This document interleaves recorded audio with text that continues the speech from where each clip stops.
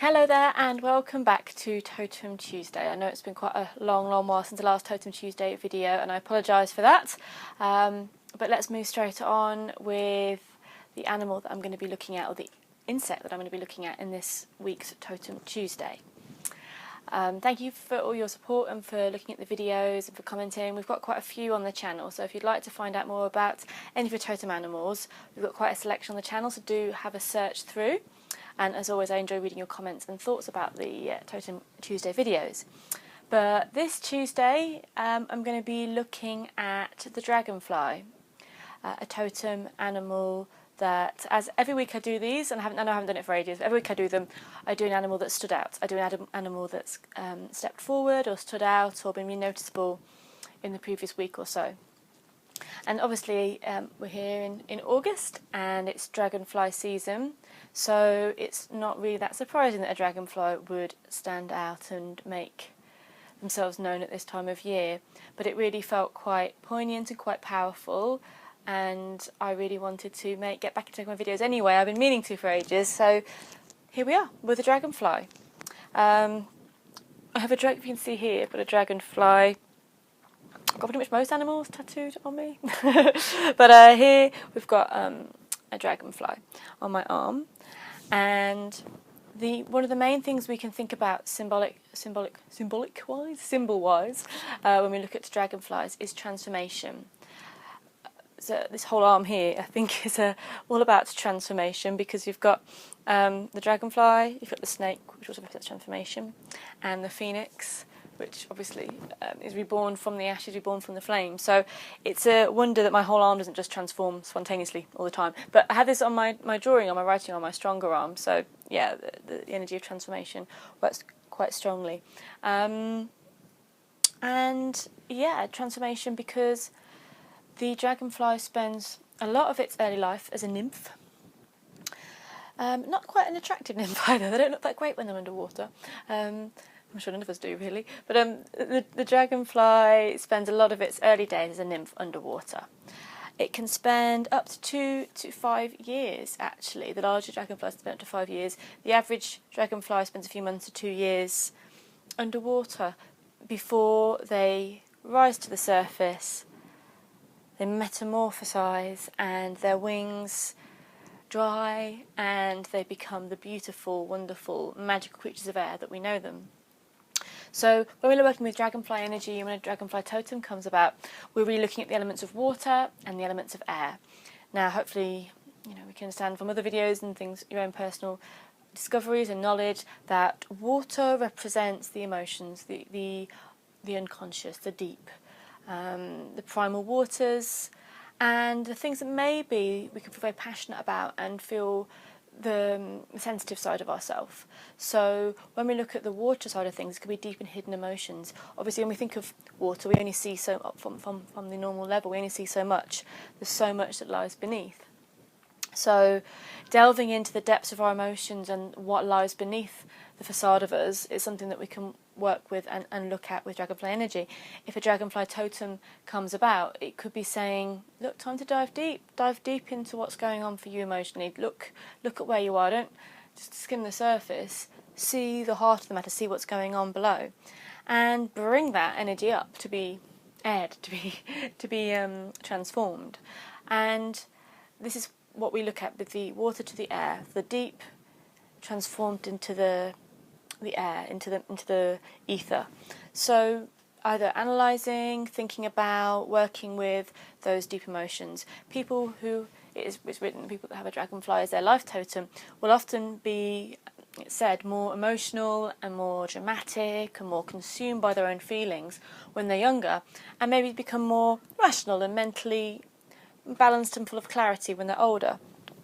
But that doesn't mean that we should ignore the emotions when we're older. Dragonflies often are seen around water. They're pretty much always seen around areas where there's water. So they're darting around. So being exposed to our emotions and to be aware of our emotions helps us be creative. So even though we may become creatures of the air and more rational and analytical and light, it's still important to delve into those emotional areas. So if dragonflies come towards you in a meditation or in whatever way, or you've noticed them quite strongly around you, these two elements can be worked with very, very strongly. The elements of water, the deep, the emotions, the joy, the laughter, the tears, and the element of air, the winds of change, the clarity, the ideas, the fast thinking, that shifting, airy consciousness. So, there's a very powerful sense of transformation there, because, as I said, they don't look too pretty. They don't look too pretty when they're underwater, and they definitely do look pretty when they're out of water, when they're in the air. The colours are just beautiful and mesmerising, and the way they dart around, it's almost like they are air themselves. They seem to be weightless, and they can go forwards, back, up and down, side to side. They move around, they dart, they dance on the air, and it's really beautiful to watch. So dancing and a lightness of being is what we can bring in with the dragonfly as well. Don't get too bogged down by stuff. Don't let the emotional stuff really drag you to the depths. You can transform your perspective or perceptions of your emotions and allow them to become something lighter. So if dragonflies represent a big change in perspectives, maybe if you're someone that always takes things very personally or analysing things in a certain way, dragonflies saying you can change that now. It's cool. You've let that go. It's time to change and trying to adapt to a little bit more of a lighter way of being, a lighter way of feeling things. So the change is obviously a physical one and an emotional one, and also as dragonflies get older, their colours shine more brighter, and that's a beautiful concept really, because it really shows that, as if you're maybe saying for you, that as you get older, as you grow in your journey, you mature, it's time to let your own true colours shine a little bit more, to be more brighter, to be more you, to not say, oh no, I possibly couldn't, to say, yes, this is me, I'm going to shine, I'm going to let the world see what I can do. So that could be a lesson or a message that Dragonfly is bringing towards you. Because of their very strong link with fairy, that's quite obvious. They look, the colours, the way they move, where they dart around, they're very linked with fairy and the elemental realm. So people that work with fairy energy, or it could be a sign that you're going to be treading a more elemental fairy path. This is one thing that a dragonfly totem can mean, that we're going to be delving into more fairy pathways, and I've got lots of videos on my channel about fairies if this relates to you and you'd like to look more into the fairy realm. Something I found out was funny about dragonflies that eat while they're in flight. Maybe you're a person that is running around and munching and nomming on the way. That's just made me thought that could be a very physical way that a person who is darting around all the time with this dragonfly energy could be getting lunch on the go. They twist and turn in different directions. Again, keeping that lightness of being. It's okay to change your mind. It's okay to say, you know what, I don't want to go on this way. This way is great. Letting go of the heaviness of, well, I've made this decision and I really better stick with it. If it's not that important, then you don't have to stick with it. You can twist, you can turn, you can up and down and round and round. They can also fly up to 30 miles per hour, apparently, and that makes them one of the fastest insects in the world. So it doesn't have to be you're a particularly speedy, sprinting kind of person, but it could be mental agility, it could be quickness. Also, they can see, did I read this? They can spot movement up to 40 feet away, so that's quite a long way for a small animal. They have these lovely, huge, multifaceted eyes as well, so I guess that's why they've got this amazing vision. And they have 2 pairs of strong and transparent wings. They belong to the, here we go, the pronunciations. The Odonata order. That sounds like some kind of Da Vinci Code thing, doesn't it? The Odonata order, but it's a type of family of insects. And they mainly eat mosquitoes. Well done, dragonflies. Ants, wasps, but bees. Yeah, we like the bees. We like the bees to be eaten, and flies.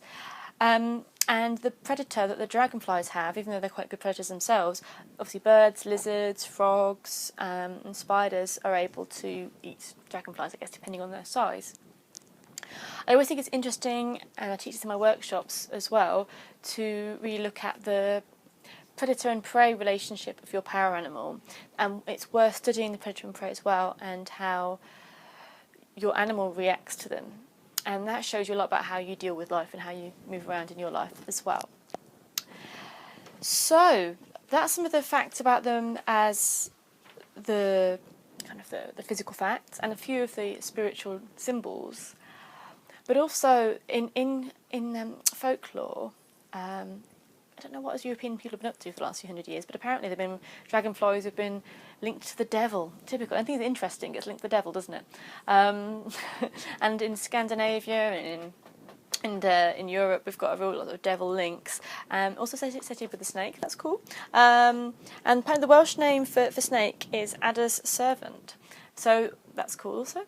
And in Native American folklore, we've got the snake link as well. So I quite unassumingly, when I had my snake tattoo, added a dragonfly to it, and I didn't know that was folklore link. So that's funny. Just put that one out in my head.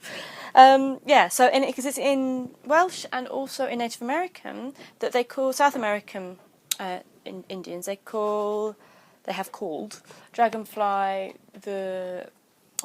Adder's doctor, or the snake doctor, because they believed in folklore that when the snake was sick, that the dragonfly would stitch it back together again. So yeah, so when I had my tattoo done of the snake, there's a little bit of a space there, and I didn't want to appear like a wuss, and sort of, because I know it's a very sensitive area up here, and I was like, I'm not having a gap, I'm going to have something there, and I just thought dragonfly, and there we go. And obviously then there's the link with all the folklores all over the world that do link them together anyway, so that is awesome. Native American had a bit of a happier view on, no, there wasn't much devilry going on in the Native American opinion of dragonflies. They were more linked to swiftness of activity, linked to pure water, so on a lot of the pottery and sort of drinking utensils and stuff, you would see dragonflies carved into them or painted onto them, so maybe representing pure water. And a lot of different Native American tribes had dragonfly jewellery and dragonfly emblems. Talking of emblems, in Japan it's a seasonal emblem of summer and autumn, so Japanese have really felt a kinship with the dragonfly totem. I mean, generally is how it's seen in Japan, as it's being a courage of not only the summer and the autumn, but also of courage, of strength and of happiness. So it's a happy totem to have around you. Other words I found while rifling around is prosperity, good luck, peace and harmony. So that's lovely. Also, one other thing there was about illusions and deceptions with the dragonfly. That it could be showing that some people, if a dragonfly appears, maybe it's saying to you that somebody around you isn't what they seem. So again, that links to going deeper, doesn't it, and not taking people on surface values. For me personally, I feel like one of the most powerful things about this is that emotional depth and bringing that into the light of day, and not being afraid to shift emotionally, to be flexible, to adapt, and to change the way that you're maybe acting about things, going deeper. If, as I said, if the dragonfly symbolism has come to you, don't take it for granted, don't take it lightly. Say, well, actually, take it lightly because dragonflies are about lights, but don't take it don't miss it, because it's saying now what symbols are going on around you, what emotions are there to journey with and to discover, and delve in deep, and don't be afraid to do that, and see what you discover. You might find that the dragonfly is bringing the deepest and most fun transformation you've experienced. So thank you very much for watching my Totem Tuesday. I'll try and be regular with it again. There's so many animals I've been thinking about doing videos on, and I've also thought about doing another video about working with power animals as well, and I'm going to record a drum meditation as well, so you've got all this stuff to play with if you would like in the near future. But as always, do the nice stuff that YouTube people do, that you lovely people do, is share it and send to your friends and leave comments below. You can come follow me on Twitter or Facebook and all that jazz, and I'll see you shortly. Thank you, bye.